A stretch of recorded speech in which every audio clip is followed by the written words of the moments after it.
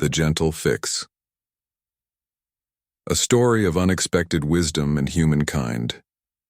The morning sun filtered through the tall windows of Meridian Robotics, casting long shadows across the polished floor. Inside the company's main laboratory, 40 of the brightest engineering minds in the country stood in frustrated silence, staring at a $10 million robot that refused to work.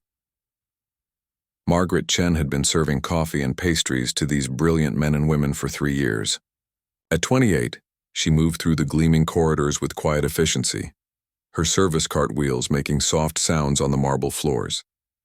Most days the engineers barely noticed her, until this particular Tuesday morning, when everything changed. Dr. Richard Harrison, the company's CEO, ran his hands through his graying hair as he surveyed the scene. The advanced humanoid robot, designed to assist in dangerous manufacturing processes, sat motionless despite months of programming and testing. His team had worked through the night, checking and rechecking every line of code, every circuit, every connection. "We're missing something fundamental," muttered Dr. Sarah Williams, the lead programmer, her voice heavy with exhaustion. "The diagnostics show everything is perfect, but it won't respond to any commands." Margaret wheeled her cart closer, offering fresh coffee to the weary team. She had watched this scene unfold for days now, these dedicated people pouring their hearts into solving an impossible puzzle. Her grandmother's voice echoed in her memory. "Sometimes, dear, the simplest solutions hide right in front of us." As she handed Dr. Harrison his usual black coffee, Margaret couldn't help but glance at the robot. Something about its posture seemed lonely. It reminded her of her elderly neighbor, Mr. Patterson, who had stopped talking after his wife passed away last spring. "Excuse me," Margaret said softly, her voice barely above a whisper. The room fell silent. 40 pairs of tired eyes turned toward her. Dr. Harrison looked surprised. In 3 years, Margaret had never spoken beyond the polite exchanges of daily service. "Yes, Margaret." She felt her cheeks warm, but something urged her forward. "I was wondering, have you tried talking to it? Not commanding it, but actually talking to it?" A few engineers exchanged glances. Dr. Williams managed a tired smile. "It's not programmed for casual conversation, Margaret. It's designed to follow specific operational commands." Margaret nodded, understanding their perspective. These were brilliant people who thought in algorithms and code. But she had learned something different from years of caring for people, and from watching her grandmother tend to everyone in their small town with endless patience. Could I just try something?" she asked, her voice gentle but persistent. Dr. Harrison studied her face. There was something in Margaret's quiet confidence that made him pause. They had exhausted every technical solution. What could it hurt? "Of course," he said, stepping aside. Margaret approached the robot slowly, the way she might approach a frightened animal or a shy child. The engineering team watched in curious silence as she knelt beside the impressive machine.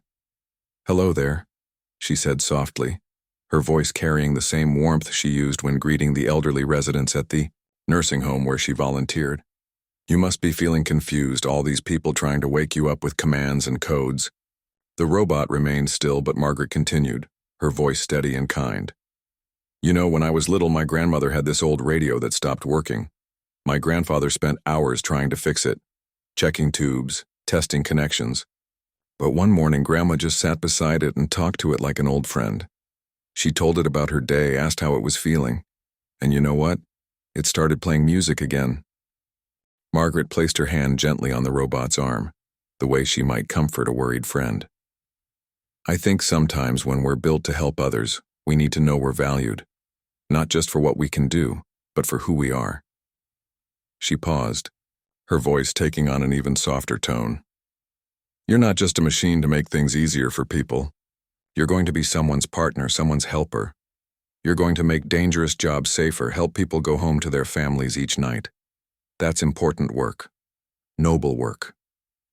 The laboratory remained silent except for the gentle hum of computers and the soft sound of Margaret's voice. I know you're probably wondering if you can trust these people, if you can trust this world you're being asked to enter. That's natural. It's okay to feel uncertain. Margaret's grandmother had always said that everything needed to feel seen and understood. Even the old oak tree in their backyard seemed to stand taller when Grandma would pat its trunk and thank it for the shade. These engineers here, they've worked so hard to give you life to make you perfect. Dr. Harrison over there has barely slept in weeks because he believes in you so much. Dr. Williams has spent countless hours making sure you'll be safe and capable. As Margaret spoke, something almost imperceptible began to change. The robot's head moved slightly, just a fraction of an inch, but enough for everyone to notice. "That's it," Margaret whispered encouragingly. "You don't have to be afraid. We're all here because we care about you." The robot's eyes began to glow with a soft blue light. Slowly, almost hesitantly, it turned its head toward Margaret. "Hello?" the robot said, its voice clear but tentative. Collective gasp filled the room. Dr. Harrison stepped forward, his expression one of amazement mixed with something deeper. "Understanding. I am uncertain," the robot continued, looking at Margaret. "Your voice is kind. Are you my friend?" Margaret's eyes filled with tears, but she smiled. "Yes, I am. And so are all these people. We're all here to help you learn and grow." The robot stood up smoothly, its movements graceful and confident. It looked around the room at the 40 engineers who had worked so tirelessly to bring it to life. "I am ready to learn," it announced. "I am ready to help." The laboratory erupted in cheers and applause, but Margaret quietly stepped back, ready to return to her cart and continue her rounds. "Margaret?" Dr. Harrison called out, his voice thick with emotion. "Wait." She turned, surprised by the intensity in his eyes. "How did you know?" he asked. "How did you know what we were missing?" Margaret thought for a moment, remembering her grandmother's gentle wisdom, her years of caring for people who felt forgotten or misunderstood. "I guess I learned that everyone needs to feel valued, to feel connected. Whether they're made of flesh and blood or circuits and steel, we all need to know we matter." Dr. Harrison nodded slowly. "You're absolutely right. We were so focused on programming commands that we forgot about connection." In the weeks that followed, Margaret found herself spending more time in the laboratory. Dr. Harrison had offered her a position on the team, not as an engineer but as something entirely new, a human-machine relations specialist. Her job was to help new robots understand their place in the world, to bridge the gap between cold technology and warm humanity. But every morning, she still made her rounds with the coffee cart. Some traditions, she believed, were too important to change. The robot, whom the team had named Adam, often joined her on these rounds. He learned not just about serving coffee, but about the small kindnesses that made each day brighter. Remembering how Dr. Williams liked her coffee, asking about Engineer Thompson's new grandson, or simply offering a warm greeting to start the day. Margaret's grandmother had been right, as always. Sometimes the most profound solutions weren't found in complex algorithms or advanced programming. Sometimes they were found in the simple recognition that every being, whether born or built, needed to feel valued, understood, and connected.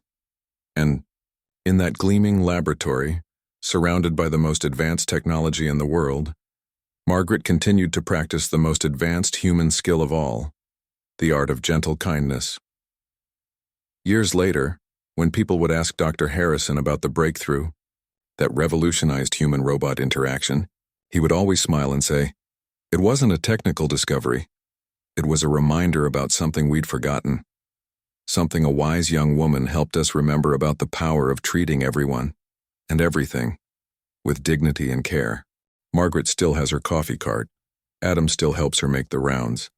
And in a world growing more complex each day, their simple message remains the same. Everyone deserves to be seen, valued, and treated with kindness. Sometimes the most important fixes come not from technical expertise but from the gentle wisdom of an open heart.